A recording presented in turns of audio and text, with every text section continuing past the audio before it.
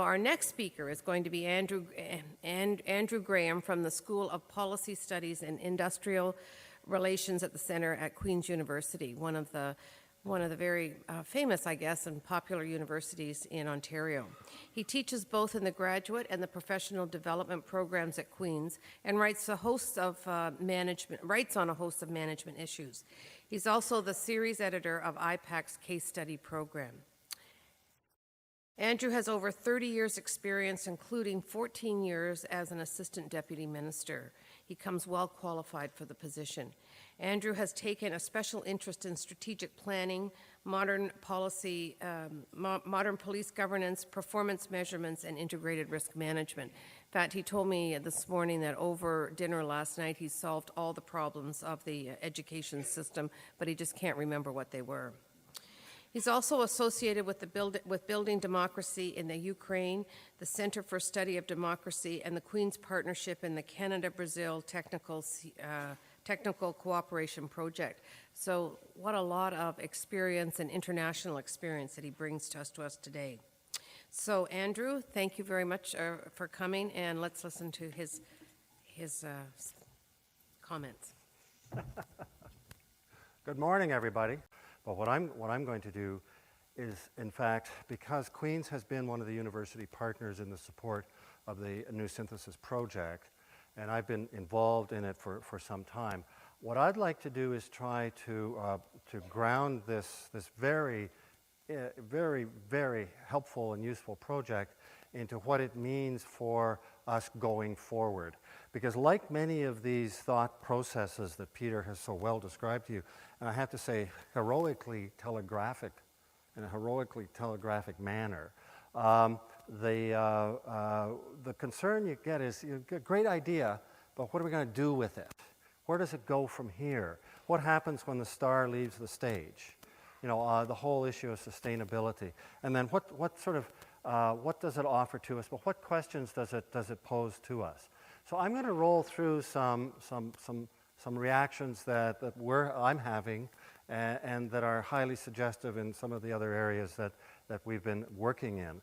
And I'm not going to speak to these right here, because I am going to speak to each one individually, some thoughts that maybe might provoke why something called a new synthesis, which, as Peter has outlined, introduces two new elements to what you might call a holistic framework of public administration or public management. Why you may want to go back and think about this in terms of the thematic underlying discussions here. And so one of the first things is that the new synthesis has found some language that not only signals that we've moved on from those turbulent times known as new public management, but also that we've moved on and now we can find language that makes government relevant, positive, and useful in a new and changing world. And quite frankly, unless we have a positive metaphor for what we do, we have no platform to go forward to working with the public. So as Gilles Paquette at the University of Ottawa, and I stole this from him, says it really means moving from big G to little g, from big government doing everything with that notion of mastery both at the intellectual and the operational level to small g. And if you want to translate that arrow, I've found different ways to, so what does that mean? The core of that arrow is called humility. And the recognition that government today can and cannot do things, but they're different than what they were before. So all of these turbulent times of the 90s and all of this that we characterize as new public management, they aren't over. The legacy is there. What the new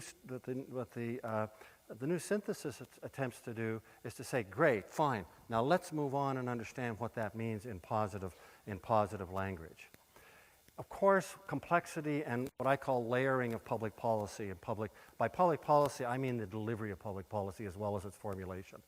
And so the whole question that showing that the butterfly effect is more and more prevalent in what we do. And what word is so important that you're hearing so much about today around the butterfly effect? It's called sustainability. In other words, we do this, what happens over there? The conversations that we've got to have are the kind of conversations that happen within the context of the New Synthesis, for where someone from Singapore, someone from Australia, the UK, the Netherlands is talking about issues, and you're hearing, yeah, that's me. Yeah, that's happening here. It's different, culture's different, but yeah. So in terms of both what we learn, what we see coming our way, but also the impacts that we're having. The emergence of double loop learning. The whole issue of not only are we learning facts, but the power, and I think Nancy's going to be speaking about this, the power of analytics, the power of information, isn't just piling on the information that's causing us to do that traditional notion of performance adjustment, i.e. control, but it's also causing us to rethink our initial goals. In other words, how do we build in and instill what we know about as what we call double loop learning in this whole process? That's inherent in the new strategy thinking as well. The role of government as guardian and facilitator and enabler. And I'm going to speak a bit about that a little later, about the kind of skills that means that the leaders in government need to have. And the whole issue of how do we leverage money. I think governments have learned a lot about that the last 10 years. I think that's going to be one of the big and emerging issues. You know, boundaries of both public and both policy and implementation have gone beyond traditional fields. Once again, the double loop learning. Once again, the fact that the state may not, switching information roles. This is one that I really want to not dwell on a long time, but point out to, is that citizens in many respects know more, and clients now know more about the services, about the performance of the organization, sometimes than people who are working in that organization. The porousness of information has nothing to do with whether you want to be transparent or not. It's just porous. Okay? It's just available in a whole bunch of different ways.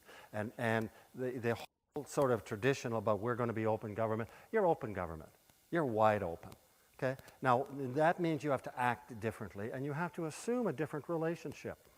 And this whole issue of the emergence of new, very powerful social media within the context both of public policy formulation and its implementation and accountability is really important. Take away the social media, and we are seeing other phenomena around the world that I would call grassroots uprisings around government performance that are becoming more and more powerful. Add in social media, they become almost irresistible.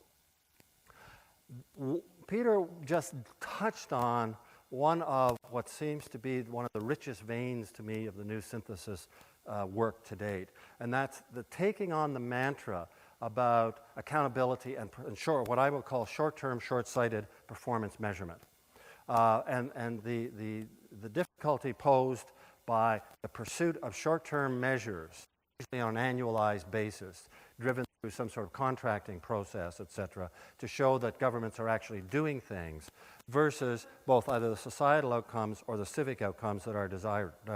Secondly, the ownership of the measures. In other words, if you have multi-stakeholder, multi-players going on, who have different accountabilities, different funding sources, different legislative sources, different ethical and power sources, the traditional concept of performance measurement and the traditional concept of shared values.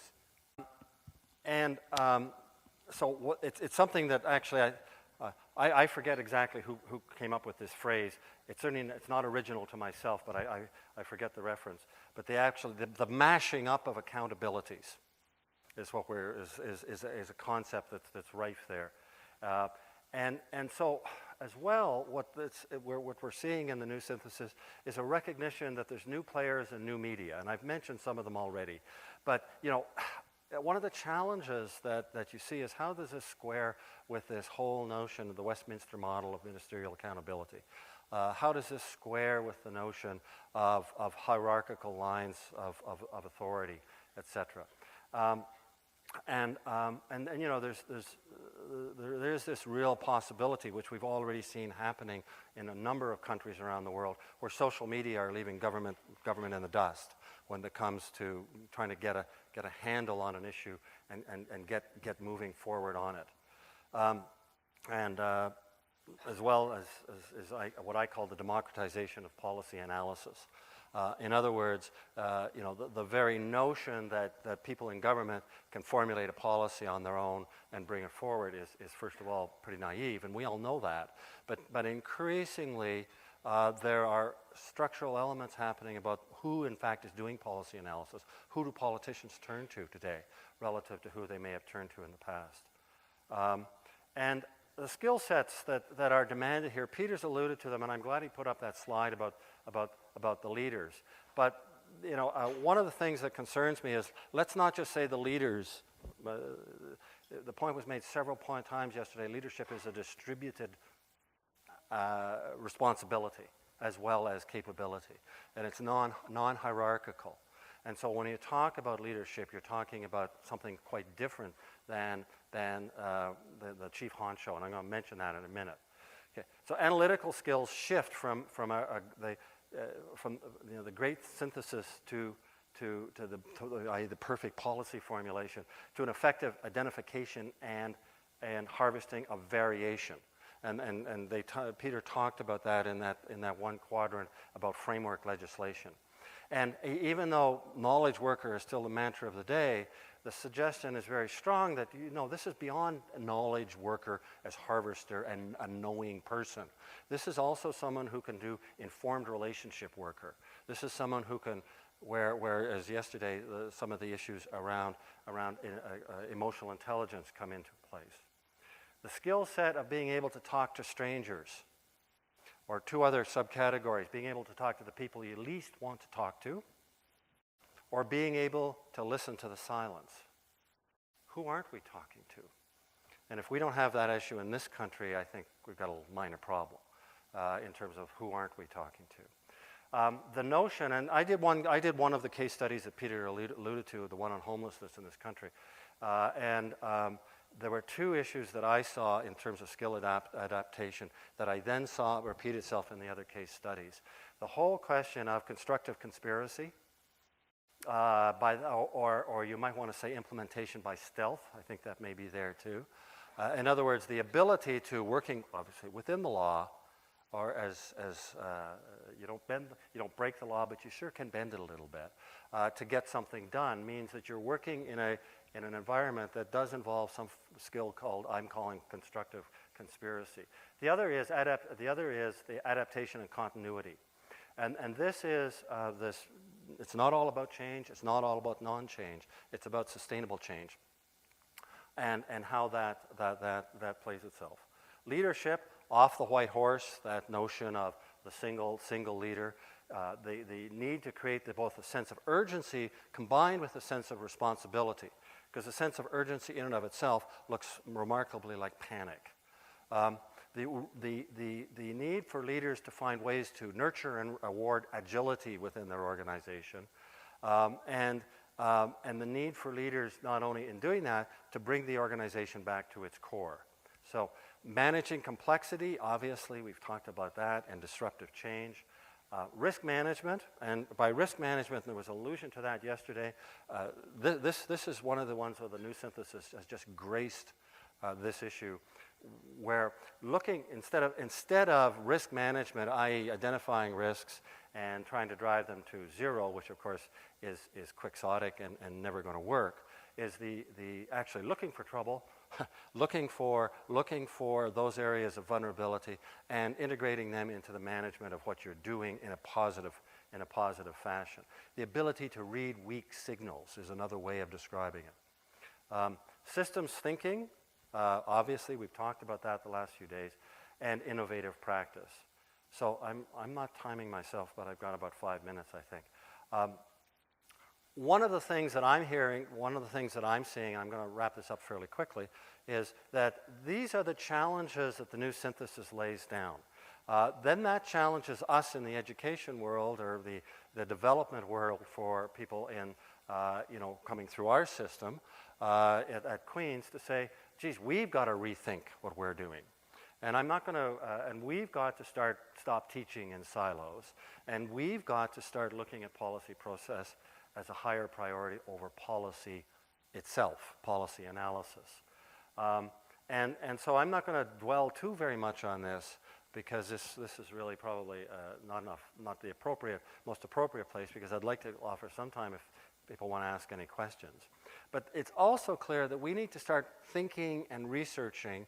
And by the way, I'm not just talking, academic research, learning, finding out about things, sharing experiences, writing good case studies, please, that can go into the IPAC case study inventory.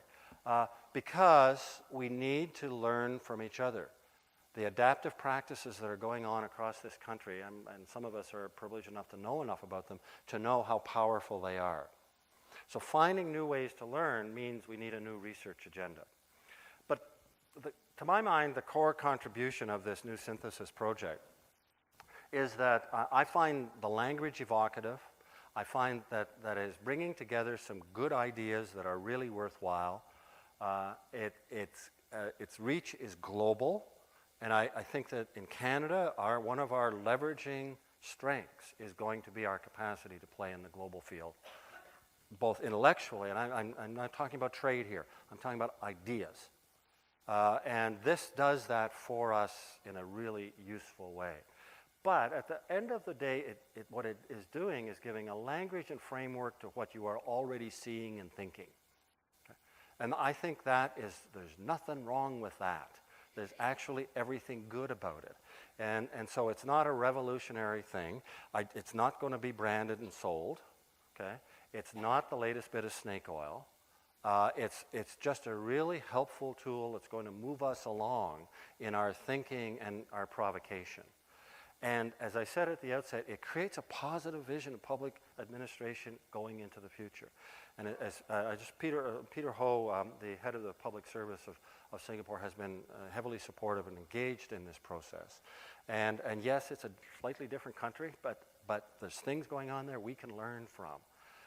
And his point about, I'm not going to read the quotation, but he's hitting on those issues. They're trying to address those issues in the same way that we are. So, what does it mean for your discussion of leadership? And what it asks is, do you have the right models in your head about what leadership and public administration is all about? What has to change if not? If you take on the role of public sector leads, it's the leadership has to do with leads to being exploring and conserving, exploiting, and adapting, rather than the traditional ones of planning, organizing, and directing. Even though PODSCORB still seems to never go away. What are the traits of a resilient organization that a leader needs to engender? We talk this word resilience a lot. It's inherent in the New Synthesis. But what are the traits of a resilient organization? And how do you square this notion of stewardship and continuity with change and resilience and adaptability? And you can, I believe you can. But these are the kinds of questions that it evokes. And the whole question of how do you create and sustain an organizational culture that can do two things: continue and change, and adapt, or continue and adapt. And then how do you build a risk framework that rewards foresight and optimizes opportunity rather than simply seeks to prevent damage? So I'll end there. Thank you.